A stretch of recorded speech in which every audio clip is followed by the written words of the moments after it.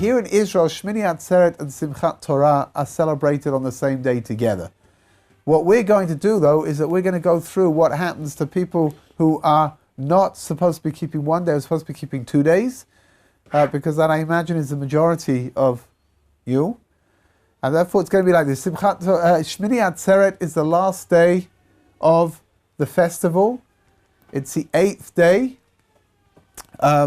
There's a machlokes, there's a disagreement about what happens with the sukkah for people who don't keep, for people who are keeping 2 days. What happens to the sukkah?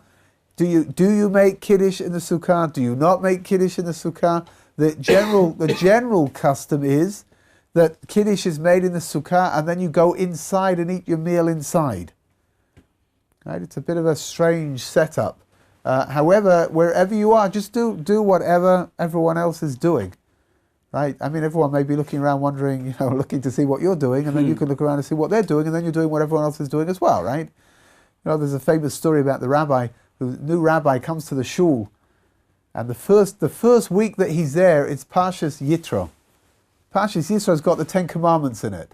That's a custom, that people stand up for the 10 Commandments. Anyway, they get to the 10 Commandments, and half the shul stands up, and half the shul's sitting down. And then they start shouting at each other, "You get up! No, you sit down! No, you get up!" And then they start fighting. Punches going on. It's like, So, and the rabbi is like, "What's going on? Oh, this is ridiculous!" So he starts asking out. Nobody knows what the custom of the shul is. They stand, they sit, they don't know, right? So he looks in the records. He sees that one of the original members of the founding members of the shul, he's 100 years old, right? Mr. Cohen is in a local old age home. So goes over during the week, he drives over there, he goes, "Mr. Cohen," he says, "Hi, I'm Rabbi whatever." He says, "I'm the new rabbi of the synagogue." He says, "You've got to tell me, what is the custom in the synagogue with regards to standing or sitting for the 10 Commandments?"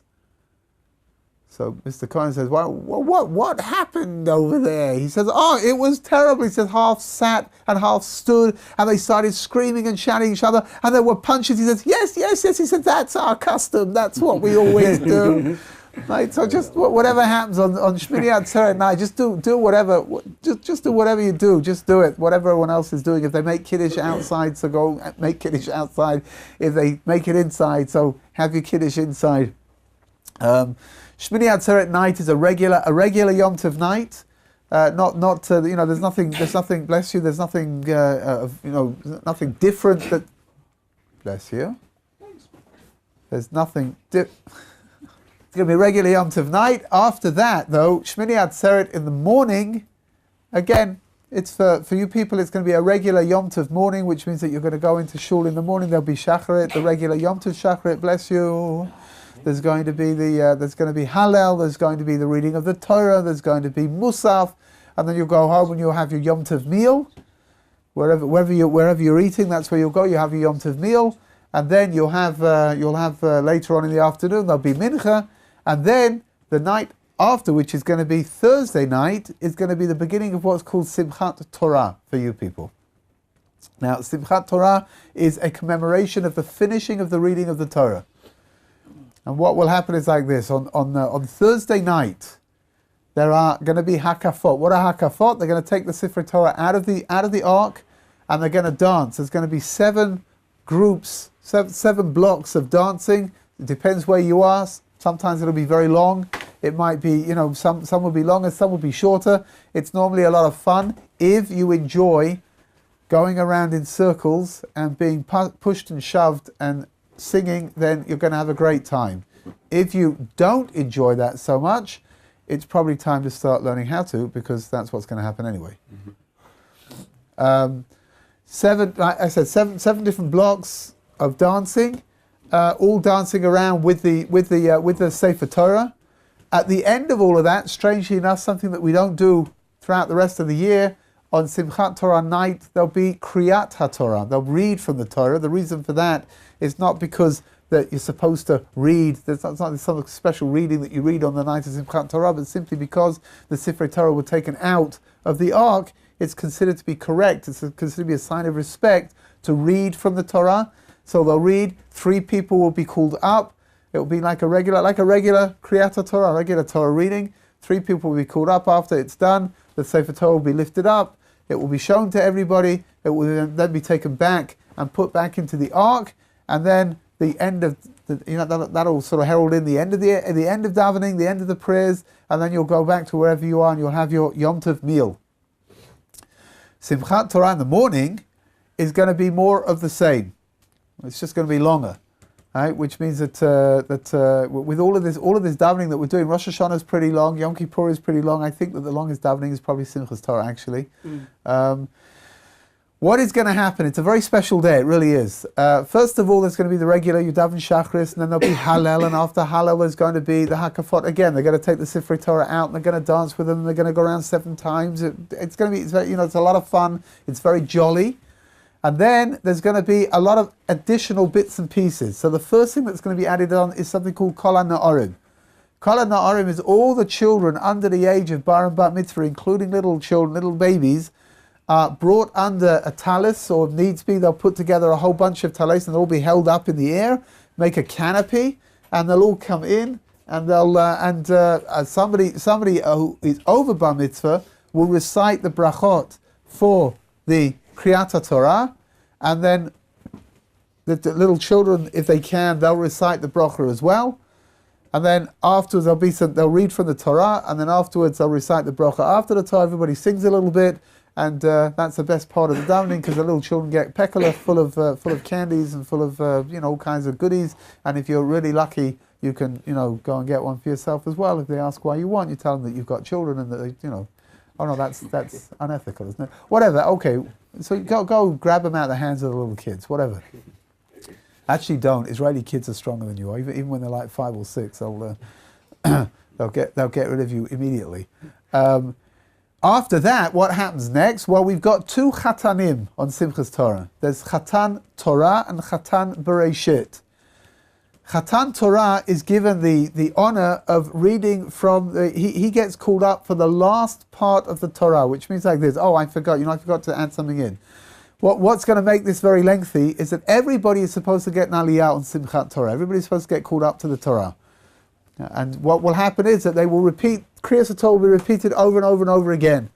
And hopefully if you're in a big, if you're in a place with a lot of people, they'll probably split up and they'll have Torah readings all over the place, right, in order to make sure to try and make this run as quickly as possible. Everybody's supposed to get an aliyah, and then at the end of all of this, but the last few verses of V'zot HaBracha, which is the final portion in the whole of the Torah, is not read. That is left unread until the Chatan Torah is called up. There's a very long, lengthy introduction to calling up the Chatan Torah. It's very beautiful. If you read it through, it's really, read it through in English. It's very beautiful. And then he'll recite the brachot. The last part of the Torah will be read. Everyone will shout out Chazak, Chazak, V'nit Chazek, which is always said at the end of a book. When you get to the end of the book, we're getting to the end of Sefer Devarim. And then he'll recite the brachas. And then what are they gonna do? They'll do Hagbah, the Sefer Torah will be lifted up and shown to everybody, and then the new Sefer Torah will be brought, which is going to be reading from Bereshit, going back to the beginning. And the Chatan Bereshit is going to be called up to the Torah again in exactly the same way as the Chatan Torah. It's going to read out a very lengthy, introduction to call him up. It's also very beautiful, and he'll recite the brachas, and they will then read.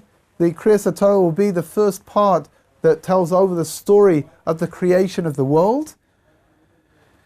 And then he'll recite the brachas at the end, and that will be the end of the Chosan Torah, Chosan Bereshis. Just so you should know, that Rosh Shlomo Kluger, one of the great rabbis from the previous generation just before the Second World War, he writes that the true joy, Simcha, the word Simcha means joy, happiness, the true Simcha of Simchat Torah is not that we finish the Torah, but rather that we begin it again.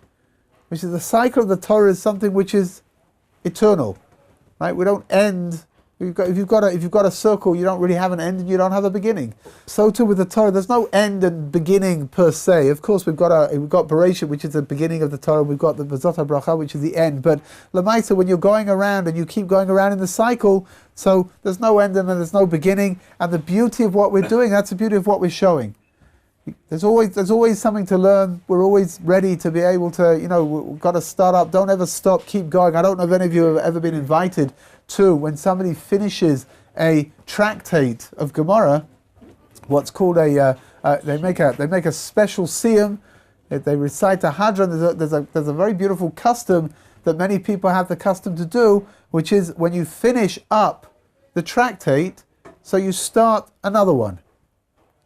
Just so you shouldn't be left with the idea that that's it, I'm finished, I'm done. Because when it comes to learning Torah, you're never done.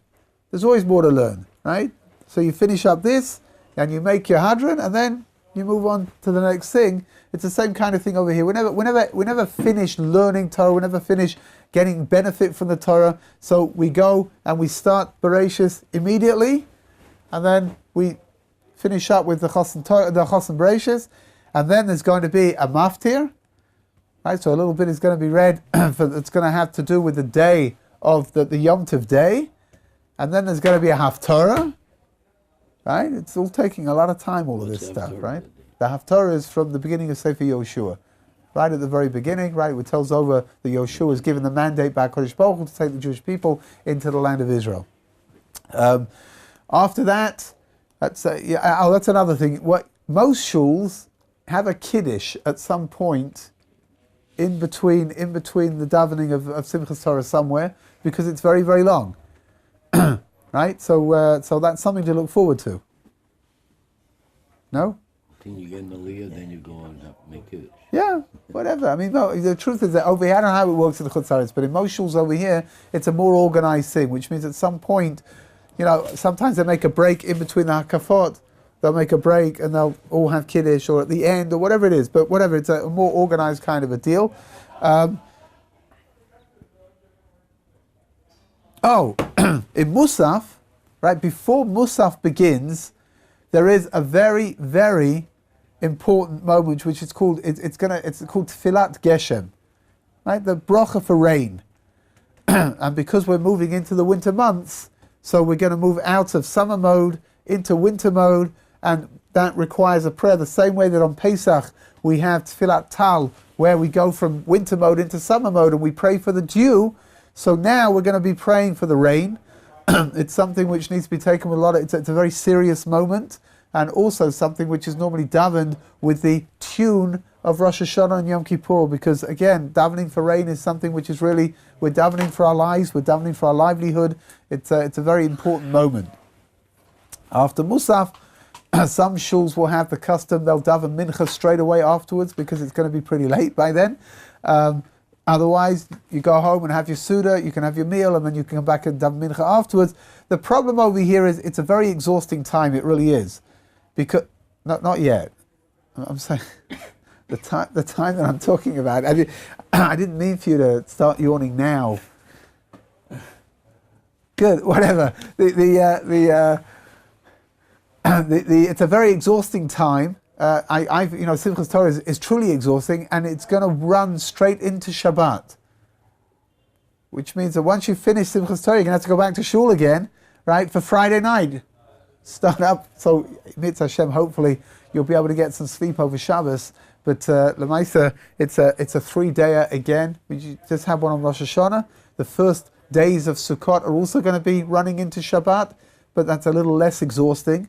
But the last 3 days are truly exhausting. You've got Hoshana Rabbah, which is the all-nighter, and then you've got Yom Tov, and then you've got Simchas Torah, which is very long and very intensive, and then you go into Shabbos as well. So you've got another 3-dayer over there, and then that's the end of it.